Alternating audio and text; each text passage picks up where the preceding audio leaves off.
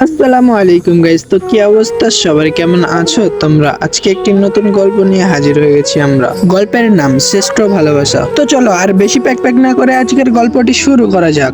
সৌন্দর্য দেখে নয়, তোমার চোখ জোড়া দেখে পড়েছিলাম তোমার ভালোবাসায়। নিজেকে পুরো হারিয়ে ফেলেছিলাম তোমাকে নিজের করে পাওয়ার আশায়। তুমি রূপবতী, তুমি গুণবতী, তুমি অসীম সুন্দর চরিত্রের অধিকারী। তোমার এই নিখুঁত মায়াবী চরিত্রের প্রেমে না পড়ে আমি কি আর থাকতে পারি? মায়ের পর জীবনে সব সময় আগলে রেখেছিলে তুমি। তোমার যত্নের কাঙাল নিজেকে বানিয়েছিলাম আমি। 2টি বছর নিজেকে ভাবিনি কখনো অসহায় আমি। তুমি ছিলে সব সময়, আমাকে কি আর দুঃখ খুঁজে পাই? যখন বলেছিলাম ভালোবাসি তোমায়, তখনও দেখিনি তোমার ওই মায়াবী মুখখানা। পড়েছিলাম তোমার ওই মায়াবী চোখের প্রেমে, কিন্তু তুমি যে এত সুন্দর তখনও ছিল আমার অজানা। জীবনে এমন একটা পর্যায়ে পেয়েছিলাম তোমার ওই 2টি হাত। তোমাকে না পেলে হয়তো নিজেকে হারিয়ে ফেলতাম নির্ঘাত। ছিলাম পুরো অগোছালো, নিতাম না নিজের কোনো যত্ন। তুমি এসে বলেছিলে আমি তোমার অমূল্য রত্ন। বলতাম সবাইকে গর্ব করে তুমি আমার অর্ধাঙ্গিনী, কারণ কখনো আমাকে ছেড়ে যাবে না তুমি, সেটাও আমি জানি। তোমাকে পাওয়ার জন্য ছিল অনেক মানুষের জ্যাম, কিন্তু সবাইকে হারিয়ে আমি ছিলাম তোমার প্রথম প্রেম। দেখতাম অনেক স্বপ্ন, করব তোমায় বিয়ে, জীবনটা সুন্দর করে সাজাবো তোমার ভালোবাসা নিয়ে। আমার অনেক ভরসা ছিল তোমার মনে নিতে পারবে না কেউ আমার জায়গাটা। বুক ফুলিয়ে বলতাম আমি সবার কাছে, তুমি সবার থেকে সম্পূর্ণরূপে আলাদা। তারপর হঠাৎ নেমে এলো আমাদের জীবনে এক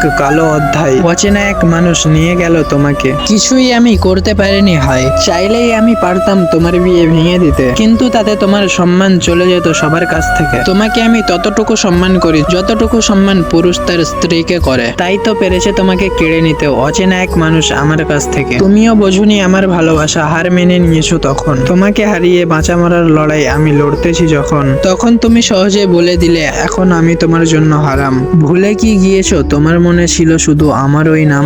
জীবন চলবে জীবনের মতোই, হয়ে গেল আলাদা দুজনের রাস্তা। তুমি তো একজনকে পেয়ে গেছো, কিন্তু আমি তো আর পারবো না কারোর ওপর করতে আস্থা। এখন ভালোবাসা থেকে উঠে গেছে পুরোপুরি আমার বিশ্বাস। এখন আমি এটাই বুঝি, মানুষ শুধু দেয় মিথ্যা আশ্বাস। তোমার এই পাল্টানো রূপ মেনে নিতে কোনোভাবে পারিনি আমি। ভালো তো একা বাসিনি, তাহলে তুমি এমন কেন করলে? সেটা কিন্তু আমার অজানা। মন ভাঙা আর মসজিদ ভাঙা সমান, এটা তো তুমি জানো। আমার মনের আহাজারিতে তোমার ধ্বংস অনিবার্য, এটা কি তুমি জানো? তবুও করি তোমার জন্য দোয়া, খুশি হও তুমি। একা ফেলে যখন গেছো একাই থাকবো আমি। তোমাকে যে না চাইতেই পেয়ে গেল সে তো আর বুঝবে না তোমাকে না পাওয়ার বেদনা। তোমাকে হারিয়ে আমি লড়ছি বাঁচা মরার লড়াই, সে লড়াই কেমন সে তো আর জানে না। তোমাকে নিয়ে দেখেছিলাম জীবনের অনেক স্বপ্ন ও অনেক আশা। শত কষ্টের পরেও বলবো আমি, তুমি আমার শ্রেষ্ঠ ভালোবাসা। দিয়েছিলে অনেক কথা, ছেড়ে যাবে না কখনো তুমি। সময়ের সাথে সাথে এত পাল্টাবে এটা মানতে পারিনি আমি। আমি ভাবতাম তুমি অত্যন্ত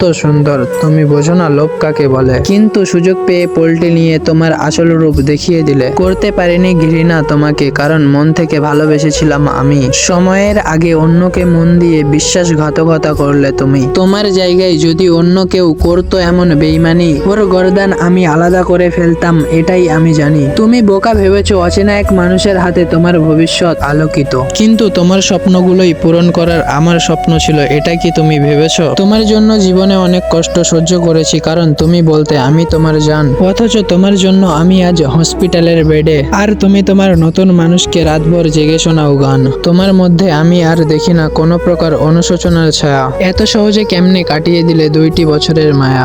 ভালোবাসা শিখিয়ে দিয়ে তুমি আমার দিলে মৃত্যুর সমান কষ্ট। আমার দুঃখ বলতে গেলে তুমি বলো করছি তোমার মাথা নষ্ট। স্বার্থপরতা করেছো তুমি, ভেঙে দিলে আমার সকল আশা। তবুও সারা জীবন বলে যাব তুমি আমার শ্রেষ্ঠ ভালোবাসা।